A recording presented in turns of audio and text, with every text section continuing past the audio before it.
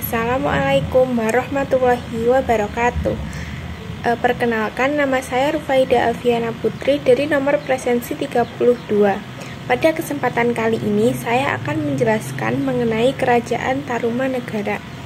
Yang akan saya jelaskan adalah yang pertama adalah latar belakang, lalu saya akan menjelaskan masa kejayaan, lalu ada fase kemunduran, dan bukti kejayaan.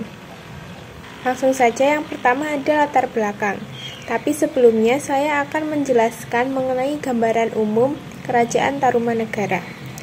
Kerajaan ini menjadi kerajaan bercorak Hindu yang ada di Nusantara dan berdiri pada abad keempat. Kerajaan Tarumanegara bertahan hingga abad ke-7 Masehi. Kerajaan ini berada di tepi Sungai Citarum yang terletak di Jawa Barat. Menariknya dari kerajaan ini adalah pendirinya Maharesi Jayasingawarman yang bukan orang asli Nusantara, karena asalnya dari India.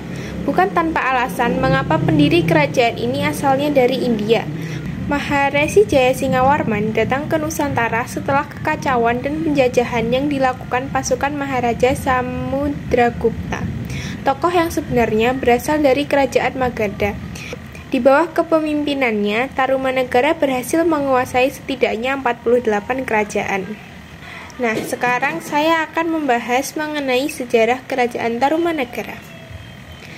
Kerajaan Tarumanegara menjadi kerajaan kedua di Nusantara yang memiliki corak Hindu setelah Kerajaan Kutai. Kerajaan Tarumanegara berada di dekat Sungai Citarum yang berlokasi di Jawa Barat dan berdiri pada abad keempat atau sekitar tahun 358 Masehi. Meski berada di tanah Indonesia yang saat itu belum dikenal dengan nama negara, pendiri kerajaan ini bukan orang asli Nusantara. Maharesi Jayasingawarman atau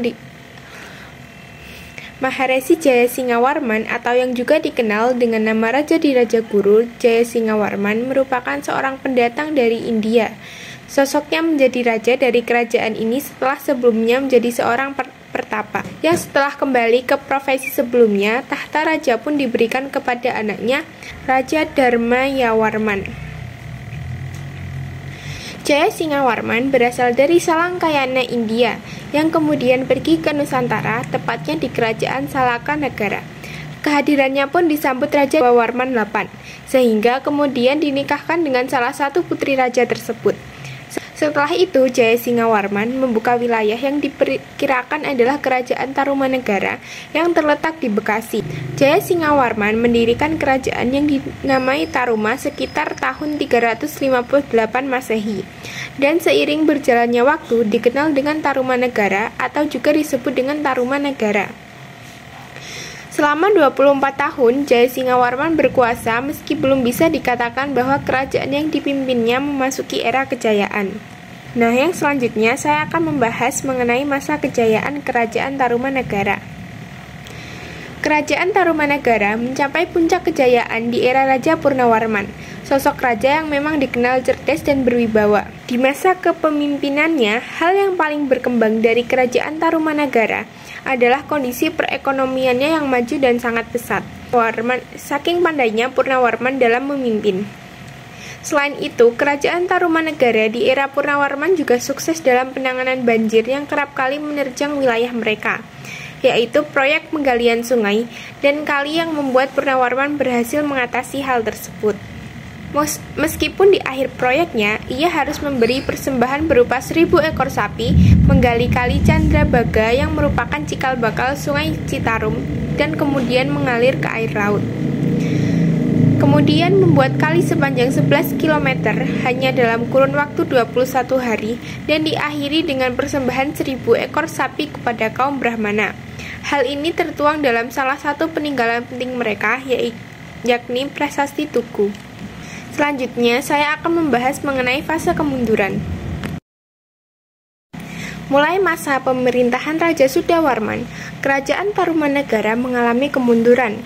Penyebab runtuhnya Kerajaan Tarumanegara adalah kurangnya pengawasan dan perlindungan dari Raja Sudawarman terhadap masalah-masalah di kerajaan. Dan tidak adanya putra dari Raja terakhir Tarumanegara, yaitu Linggawarman. Kerajaan Tarumanegara runtuh ketika dipimpin oleh Raja ke-13, yaitu Raja Tarusbawa.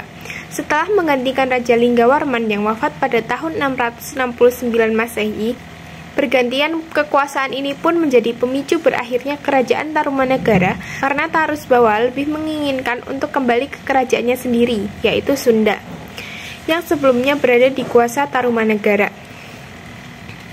Penyebab lainnya adalah karena kemunculan Kerajaan Galuh yang menjadi pesaing baru tetapi masih bagian dari Kerajaan Tarumanagara.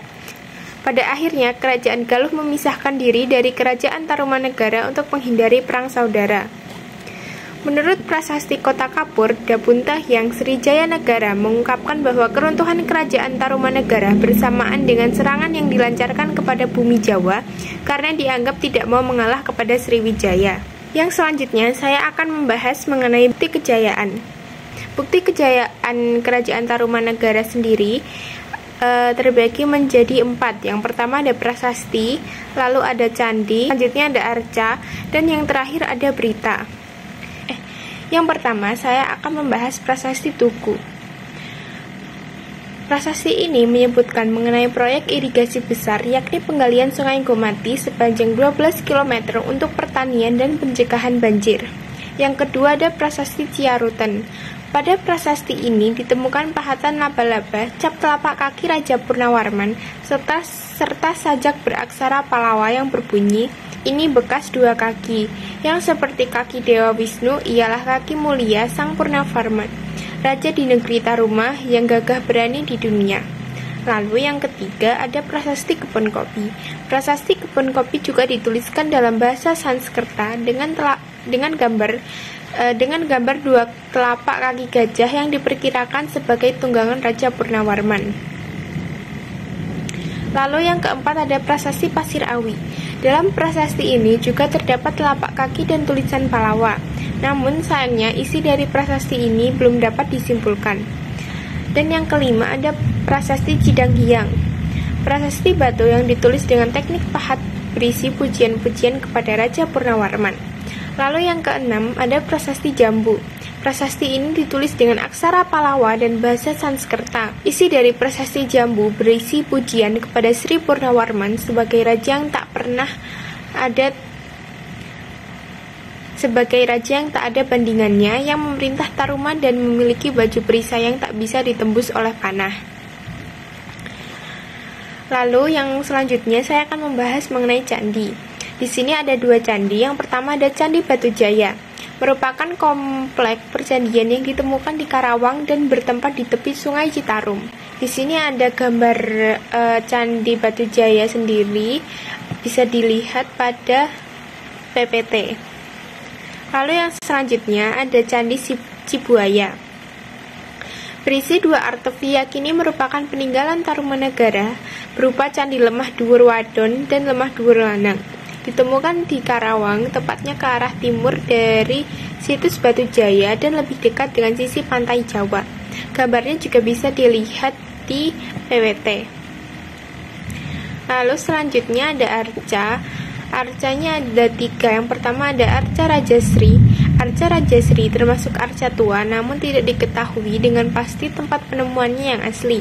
Berdasarkan berita-berita yang sampai, arca ini diperkirakan berasal dari daerah Jakarta. Arca ini menggambarkan Raja Purnawarman yang memiliki sifat Dewa Wisnu. Lalu yang kedua ada Arca Wisnu Cibuaya 1. Arca ini berasal dari abad ke-7 dan dianggap bisa melengkapi prasasti-prasasti peninggalan Purnawarman. Hal ini membuktikan adanya aliran seni di Jawa Barat. Arca ini ditemukan di Semenanjung Malayu, Siam, dan Kamboja. Lalu yang ketiga ada Arca Wisnu Cibuaya 2. Arca ini didapatkan di desa Cibuaya, namun tidak diketahui di mana tempat aslinya. Dari persamaan Arca Wisnu Cibuaya 2 dengan arca dari seni Pala, diperkirakan arca ini berasal dari abad ke-7 hingga abad ke-8 Masehi. Lalu selanjutnya ada berita. Yang pertama ada berita Fashion. Pada tahun 414 Masehi, dalam bukunya yang berjudul Fakauji menceritakan bahwa Yepoti hanya sedikit orang yang beragama Buddha, yang banyak adalah orang-orang beragama Hindu dan animisme. Yang kedua ada berita dinasti Sui. Berita dinasti Sui bercerita bahwa pada tahun 528 dan 535 telah datang utusan dari Ptolemy atau Taruma yang terletak di sebelah selatan. Yang ketiga ada berita dinasti Tang. Berita dinasti Tang juga menceritakan pada tahun 666 dan 669 telah datang utusan dari Ptolemy yang terletak di sebelah tenggara. Dari peninggalan abad kelima, diketahui adanya sebuah negara bernama Tarumanegara yang terdapat di daerah Jawa Barat. Lalu ini ada daftar pustaka. Sekian presentasi dari saya, kurang lebihnya mohon maaf. Terima kasih atas perhatiannya. Wassalamualaikum warahmatullahi wabarakatuh.